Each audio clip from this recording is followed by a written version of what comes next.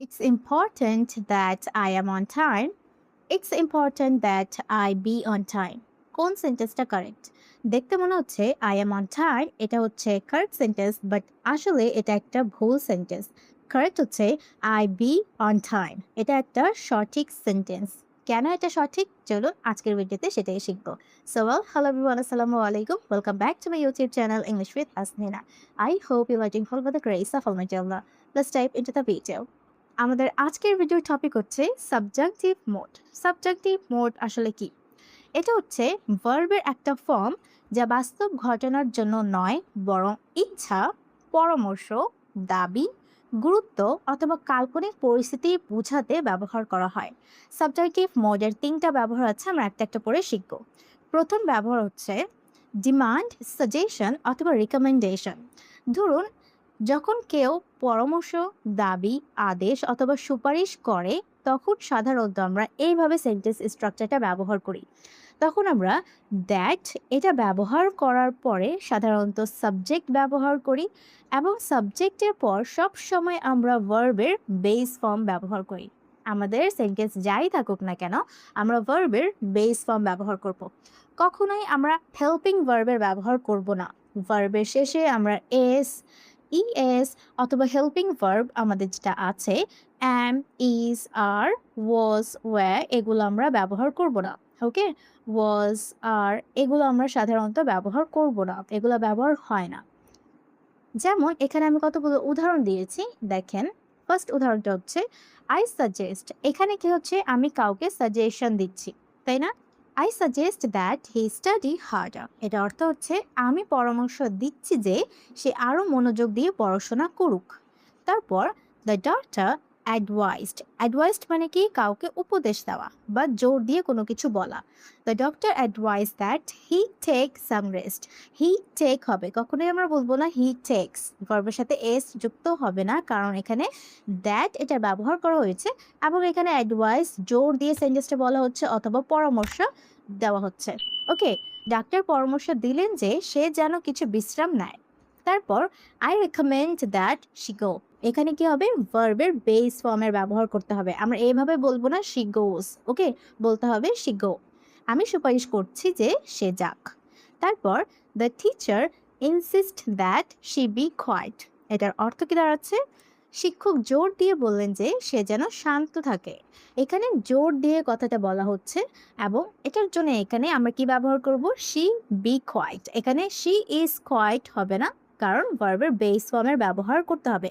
B মানে কি, কোনো কিছু হওয়া বা কোনো কিছু থাকা, এই অর্থে আমরা ব্যবহার করি। তাহলে শি বি কোয়াইট মানে হচ্ছে সে যেন শান্ত থাকে। ওকে, এটার জন্য এখানে বি ভার্বের ব্যবহার হবে, শি বি কোয়াইট।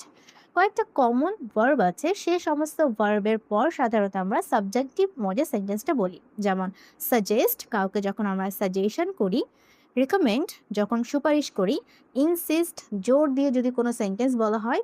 রিকোয়েস্ট, যখন আমরা কাউকে রিকোয়েস্ট করি। রিকোয়ার মানে হচ্ছে প্রয়োজন হওয়া, কোনো কিছু প্রয়োজন হচ্ছে, এই অর্থেও সাধারণত সাবজেক্টিভ মোড ব্যবহার করতে হবে। আস্ক মানে হচ্ছে অনুরোধ করা। অ্যাডভাইস উপদেশ দেওয়া এবং প্রপোজ মানে প্রস্তাব করা। এই কয়েকটা কমন ভার্বস এর পর যদি সেন্টেন্সটা কমপ্লিট করতে হয় তখন সাধারণত সাবজেক্টিভ মোডে সেন্টেন্সটা বলতে হয়। সাবজেক্টিভ মোডের 2 নম্বর ব্যবহার। কয়েকটা ইম্পর্টেন্ট অ্যাডজেটিভ আছে, সেই সমস্ত অ্যাডজেটিভের পর সাধারণত আমরা দ্যাট ব্যবহার করার পর সব সময় ভার্বের বেস ফর্মটা ব্যবহার করি। দ্যাট ব্যবহার করার পর আমরা সাবজেক্ট ব্যবহার করব এবং তারপরে সব সময় ভার্বের বেস ফর্ম ব্যবহার করতে হবে। কোনো ধরনের এস, ইএস অথবা হেল্পিং ভার্বের ব্যবহার করা যাবে না। সেই সমস্ত অ্যাডজেটিভগুলো হচ্ছে important, essential, necessary, vital, crucial. এগুলো সবগুলোই অর্থ কিন্তু সেম, সেটা হচ্ছে গুরুত্ব। তাহলে কোনো কিছুর গুরুত্ব বোঝাতে সাধারণত আমরা এভাবে সেন্টেন্সটা বলবো, ইটস ইম্পর্ট্যান্ট দ্যাট, এটা গুরুত্বপূর্ণ যে শি বি দেয়ার, সে যেন সেখানে থাকে। তাহলে এখানে কি, বি, বি অর্থ হচ্ছে হওয়া বা থাকা। শি বি হেয়ার, সে যেন এখানে থাকে। তাহলে এখানে ভার্বের বেস ফর্ম ব্যবহার করতে হবে, শি ইজ হেয়ার। এখানে এভাবে যদি সেন্টেন্সটা বলি তাহলে ভুল হবে, বলতে হবে শি বি হেয়ার, কারণ এখানে গুরুত্ব নিয়ে কথা বলা হচ্ছে।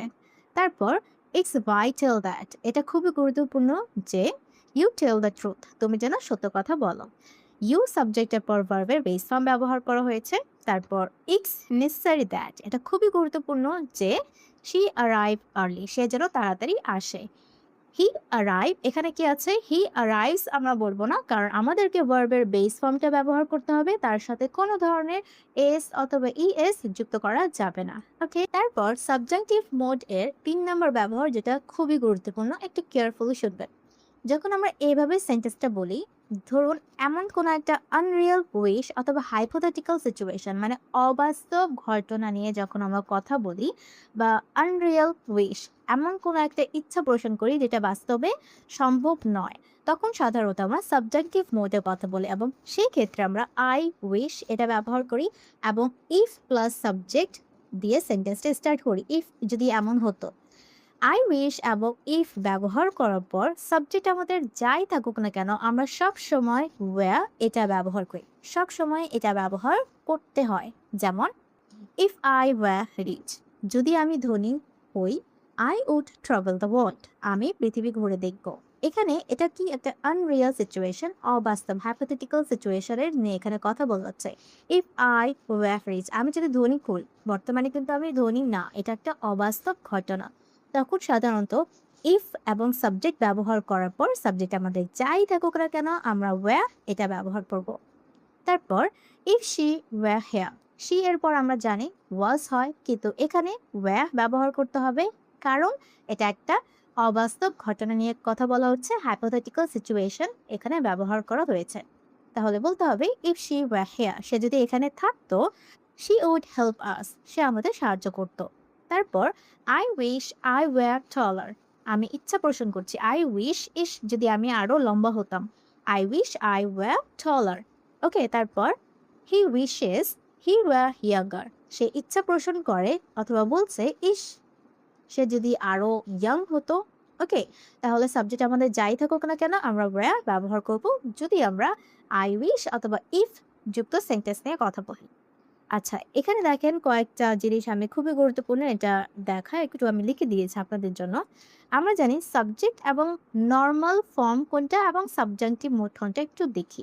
সাবজেক্ট, দেখেন এখানে কতগুলো সাবজেক্ট আছে। এটা নরমাল ফর্ম কি হয়? I am, he is, she is, we are, they আর।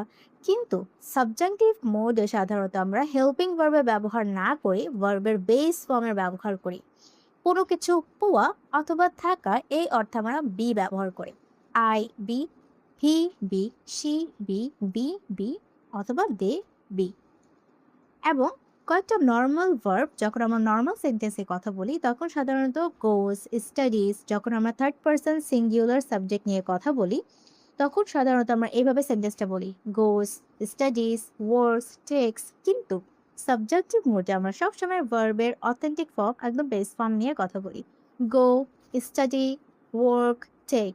এখানে যদি সাবজেক্ট আমাদের শি হয়, থার্ড পার্সন সিঙ্গুলার সাবজেক্ট হয়, তখনও কিন্তু শি, গো এটাই বলতে হবে। খুব সহজে মনে রাখার জন্য আমরা এই নিয়মটা ফলো করতে পারি, দ্যাট এটার পর যদি আমি কাউকে পরামর্শ দেই, দাবি করি, গুরুত্বপূর্ণ কোনো একটা বিষয় নিয়ে কথা বলি অথবা প্রয়োজন বুঝাই, তখন সাধারণত ভার্বের বেস ফর্মের ব্যবহার করতে হবে। তার সাথে কোনো ধরনের এস, ইএস, হেল্পিং ভার্ব ব্যবহার করা যাবে না। যেমন I be, he be, she study, he go. Okay, আপনাদের সুবিধার্থে আমি এখানে ৩টা কুইজ দিয়েছি। আপনারা অবশ্যই আমাকে কমেন্ট করে জানাবেন যে এই ৩ জায়গায় কি হবে। এতে আপনাদের প্র্যাকটিস করা হয়ে যাবে এবং আমি বুঝতে পারবো যে আজকের ভিডিও দেখে আপনারা বিষয়টা বুঝতে পেরেছেন কিনা। সবাই ভালো থাকবেন। আল্লাহ হাফেজ।